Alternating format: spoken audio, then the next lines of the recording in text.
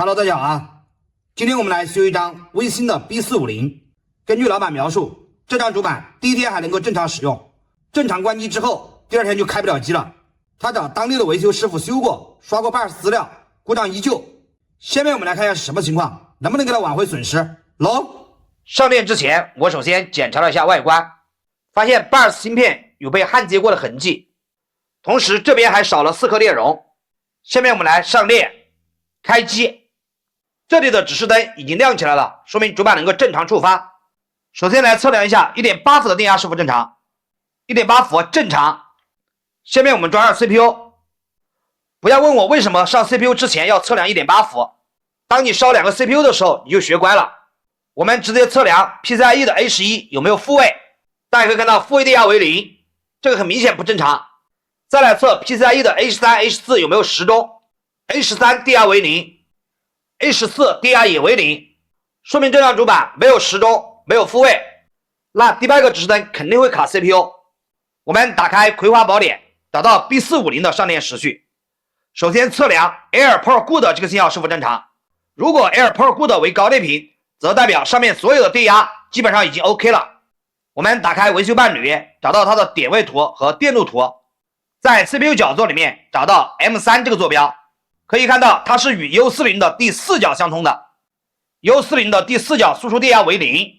我们在电路图当中去找到 U40 这个位置，大家可以看到 U40 是一个雨门，第4角要输出高电频，首先第5角的供电要正常，第1角输入要为高电频，第2角输入也要为高电频，第5角供电 3.3 伏正常，第1角输入 3.3 伏为高电频正常，第2角输入电压只有 0.26， 很明显为低电频。我们在电路图当中继续分析第2角为高电频的条件，大家可以看到这里有一排二极管，这也相当于是一个雨门，这里的每一个信号都要为高电频， U40 的第2角才能维持为高电频。下面我们直接来测量这一排二极管的输入是否为高电频，5伏为高电频正常， 3.3 伏为高电频正常， 3.3 伏正常， 3.3 伏正常，这里的电压为0，很明显是不正常的。在点位图当中找到它的位标，对应的是第25，在电路图当中再找到第25这个位置，可以看到它对应的是 VRM-VRRAID 这个信号。通过电路图查询可以看到，它是由主控电源芯片的第43角发出来的。我们在点位图当中找到主控电源芯片的第43角，大家可以看到这里输出电压也为0。下面我把故障锁定在主控电源芯片这边，拆掉马甲之后，我们来测量一下有没有核心供电输出，核心供电输出为0。下面我们直接来查 VU1 的工作条件，这颗芯片的型号是 RT8894A， 我们打开教材直接搜索 RT8894A， 在第47课有对这个芯片的详细讲解。我们直接按照工作流程来测量它的工作条件。首先测量供电是否正常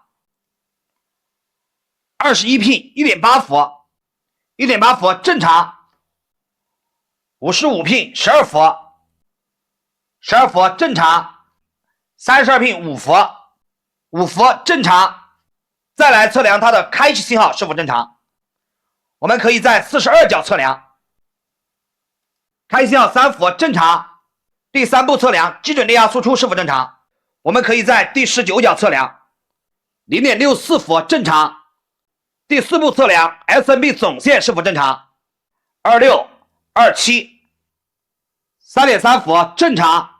第5步测量 SVR 协议是否正常，我们直接测量 SVC、SVD 和 SVT 是否为 1.8 伏，23 pin 24 pin 25 pin， SVC 1.8 伏正常， SVD 1.8 伏正常， SVT 电压为0。通过电路图查询我们可以看到 SVT 这个信号一端是连到主控电源芯片，另外一端是连向了 CPU， 它是由电阻 VR18 来上拉的，所以正常应该为 1.8 伏的电压。我刚刚测量的时候是把 CPU 取掉的，所以 SVT 这个信号为0，应该是电源管理芯片坏掉了。我们来测量一下它的对地值400多，好像是正常的。通电之后再来测量它的对地值只有14，说明当 VU1 工作起来之后就把 SVT 这个信号拉为了低电频。下面我们直接把这个电源芯片换掉，看一下核心供电能不能输出。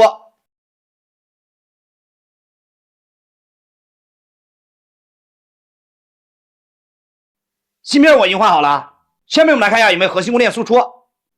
上链，核心供电 0.98 伏已经正常了。第8个指示灯已经跑到内层了。下面我们把它拼起来，看一下能不能点亮。我已经把它拼起来了，开机。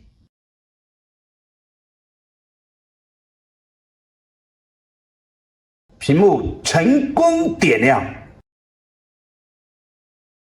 好吧，今天这个视频就给大家分享这里。如果需要系统化学习，可以私信我。